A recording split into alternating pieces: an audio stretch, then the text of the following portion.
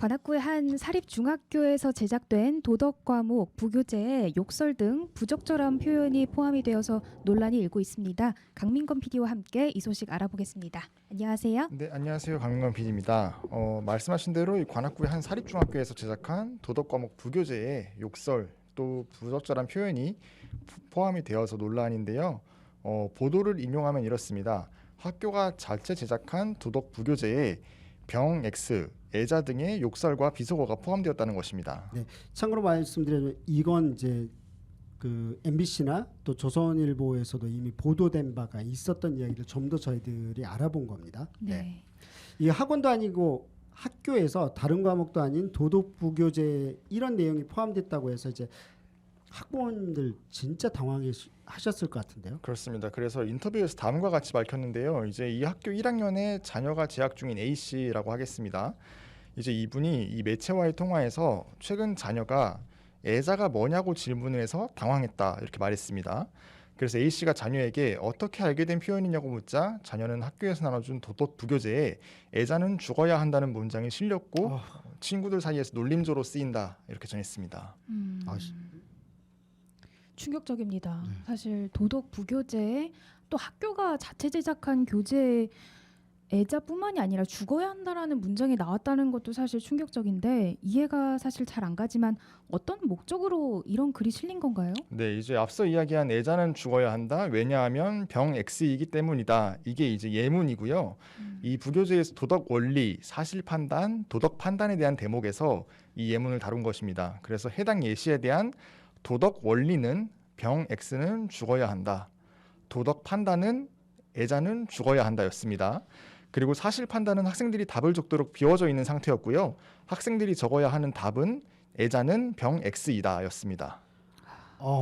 네, 충격적이죠.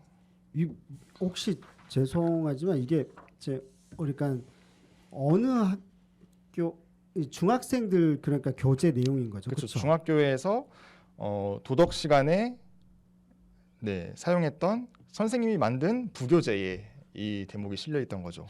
저희가 이 학교는 아직은 확인 중이죠. 그렇죠? 네네, 확인 중입니다. 네, 학부모가 민원 제기했고 그럼 이제 뭐 학교하고 교육청 네. 어땠다고 하던가요? 일단 보도에 따르면 학교 측은 논란이 된 부분만 먼저 교재에서 찢어갔다고 합니다. 그래서 학교 관계자는 멸시적인 혐오 표현은 쓰면 안 된다는 것을 가르치고 또 학생들과 토론하기 위해 든 사례라고 말했다 이렇게 보도자료에서 밝혔는데요. 도덕적 추론 그리고 비판적 사고는 어떻게 해야 하는가를 가르치는 수업에서 전체 맥락 중 한 부분이라고 했다고 밝혔습니다. 또 이런 말도 했다고 합니다. 이제 교육이 이런저런 입김에 의해 흔들리는 것이 우려된다고 밝혔다고 하고요. 또 해당 중학교는 이 부교재를 7년간 학습 자료로 사용해 왔다고 전했습니다. 아니 근데 앞뒤 맥락이 있다 손 치더라도 솔직히 어떠세요? 쓰여도 된다고 생각하세요? 저는 사실 다른 예시가 있음에도 불구하고 이 예시를 굳이 써야 됐나라는 생각이 일단 들었고요. 네. 네. 그리고 뭐 아무리 뭐 도덕적 추론, 비판적 사고 하면서 뭐 혐오 표현을 쓰면 안 된다라고 이렇게 뭐 해명을 하셨지만 사실 이 타이밍에 이걸 가리키는 그건 아니었다고 생각이 들어요. 더구나 이 예시는 더더욱 아닌 것 같다라는 생각이 그럼 드는데. 학교 측 관계자가 더 이 부분에 대해서 해명한 게 있나요? 그렇죠. 그래서 이제 교육상 적절치 않은 표현이 쓰인 사실을 확인했다면서 이제 해당 교사에 대해서 주의 조치를 했다 이렇게 얘기했습니다. 또 그리고 또 다른 부적절한 표현이 없는지 학습 자료에 대해서 전수조사도 하겠다 이렇게 밝혔고요. 학부모들에게도 공식적으로 사과할 계획이라고 밝혔습니다. 이야, 이건 좀 다시 한번 말씀드리자면 저희가 이미 보도된 것들을 좀 바탕으로 해서 잘 정리를 했습니다. MBC하고 조선일보에서 있었던 내용들을 지역 소식이라서 이제 정리를 좀 했고요. 그다음에 좀 더 조사를 해서 알려드린 것이기도 합니다. 보면은 일단 이 부분은 저희가 계속 더 깊이 있게 볼게요. 장애인을 확실하게 비하하는 내용으로 이해되는데 이거 관련해서 더 이제 강민건 PD가 짚고 넘어갈 부분 있다면서요. 네, 일단은 이런 또 주제가 나왔으니까 말씀을 드리는데 일단 부교재에서 애자라는 단어가 먼저 등장을 했습니다. 그래서 장애인, 장애자, 장애우 모두 이 사회에서 사용이 되었던 단어지만 또 어떤 단어는 이 비하의 의미를 가지고 있는데요. 먼저 1981년에 심신장애자복지법이 제정이 되었습니다. 이때 일본식 표현으로 장애에 놈 자자를 붙인 장애자라는 단어가 처음 등장을 하게 되는데요. 그러나 이 어감이 좋지 않다는 비판이 나오면서 1987년에 이름을 장애인 복지법으로 변경을 하게 됩니다. 이때부터 이제 장애인이라는 용어가 통용이 되게 된 네, 것입니다. 참고로 네. 말씀드리자면 이제 사실 혼용됐었어요. 저희들이 아마 이제 이렇게 되고 나서 90년대 때만 보더라도 장애인, 비장애인이라는 단어들을 쓰기 시작합니다.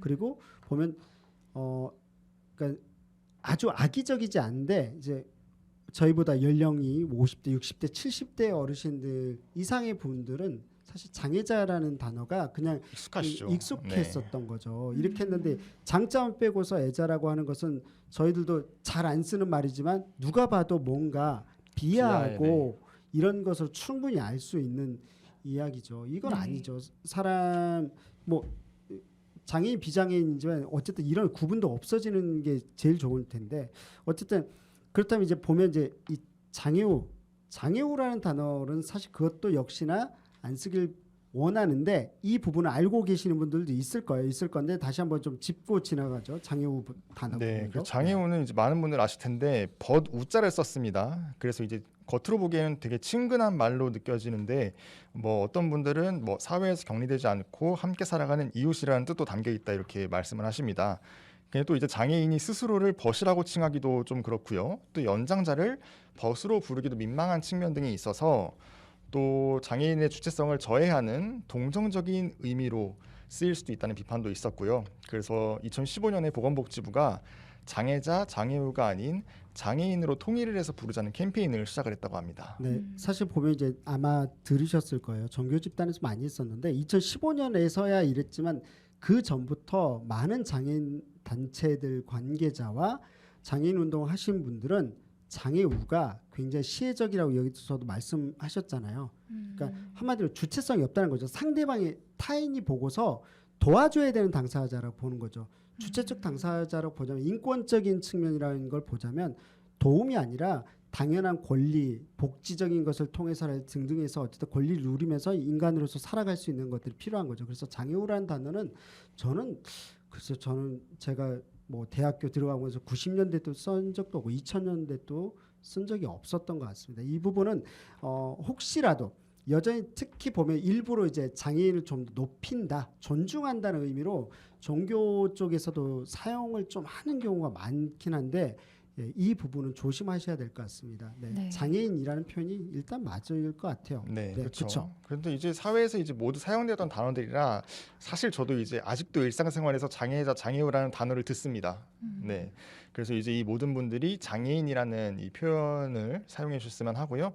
또 이제 한 발자국만 더 나아가서 앞서 이제 안명찬 PD도 이야기를 했지만 정상인이 아니라 장애인, 비장애인이라는 용어를 사용하는 것도 네, 맞다고 이렇게 생각해 주시면 되겠습니다. 정상 비정상의 문제는 아닌 거죠. 네. 세 글자지만 누군가에겐 큰 상처가 될 수 있습니다.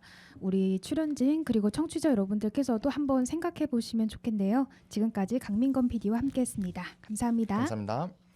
네, 이 부분 관련해서는 사실 다들 알고는 있음에도 불구하고 평소 때 장애인분들을 만날 길이 없어요. 그리고 장애인분들이 여기에 대해서 이렇게 항의하는 것도 쉽지 않습니다.